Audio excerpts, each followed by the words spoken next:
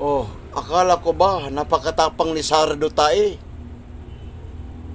Sabi niya dati siya'y harap sa impeachment trial niya. Anong nangyari? Nasaan ang Sara Duterte ninyo? Bakit hindi siya dumating sa kanyang hearing? Sabi niyo napakatapang niya. Nasaan ang tapang niya? Oh, duwag ka pala eh. Alam mo, Sara Duterte, napakaduwag ka pala eh. Sabi mo, napakatapang mo.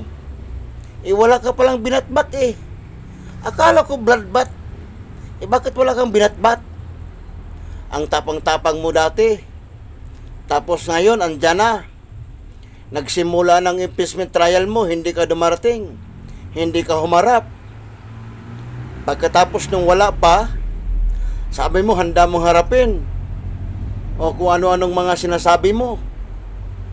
Tapos ngayon, nasaan ka? Nga, kain bubog. Wala ka palang binatbat eh. Puro ka bloodbat, wala ka palang binatbat eh. Hanggang ngaw ka palang pala eh. Ha? Hanggang ngaw ka lang pala, Sara Duterte eh.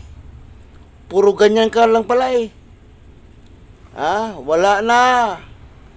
Wag na, Sara, iba na lang. Iba na lang, Sara Duterte, ang linglangin mo, wag ako. Iba na lang ang lokohin mo, wag ako. Wala ka na. Wala ka nang binatbat, buwa ka ng ina mo. Napakatarantado mong tao, napakagago mo, napakaulol. Tarantadong ulol, gagong ulol, wala. Puro ganyan ka lang. Puro ganyan ka lang, blood. Nasaan ang blood? Nasaan? Tapos yung abogada mo, tagapagtanggol mo, wala, pare-parehas kayo. Ha? Pares-pares kayo ng mga paliwanag, pares-pares kayo ng mga pagkakaintindi. Kasi yung mga utak ninyo, mga utak wala na. Ha? Utak wala na eh. Wala na, Sara. Wala ka ng kapag-asa, buwa ka ng ina mo. Makukulong ka. Mahirap ipagtanggol yung kaso mo. Yung kaso mo, Sara Duterte, mahirap yan ipagtanggol. Kahit sinong abogado ang hahawak sa kaso mo, mahihirapan silang ipagtatanggol ka.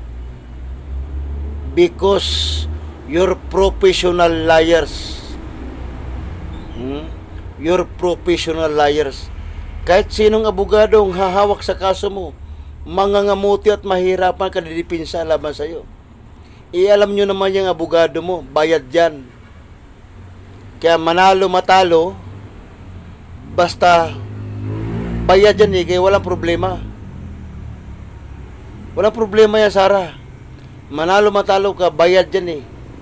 Kaya walang problema yan. Pero kitang-kita mo naman ang mga depensa ng mga abogado mo.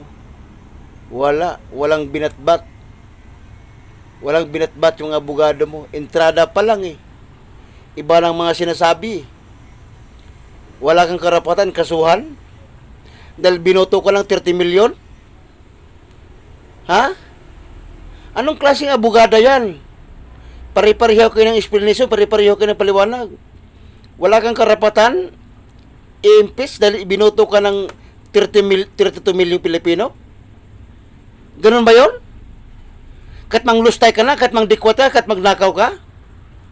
Hindi ka pa rin pwede imbestigahan? Hindi ka pa rin pwede i-impeach dahil binoto ka ng 30 milyon? Napaka-ulol mo naman. Napaka-ulol nyo naman. Ganun ang explanation nyo? Ganun ang paliwanag ninyo? Anong klaseng mga abogado kayo? Kung yan ang explanation ninyo? Kahit pumatay na yung tao, hindi siya pwede panagutin dahil binoto siya ng 30 milyon? Kahit nagbanta na siya? Kahit umami siyang mahitman?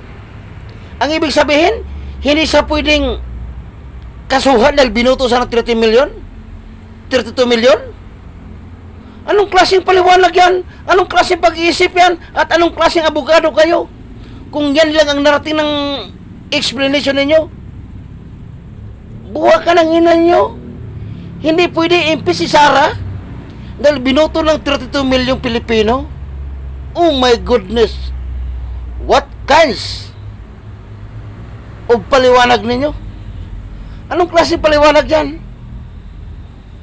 Hindi pwede, anak ng tipaklong.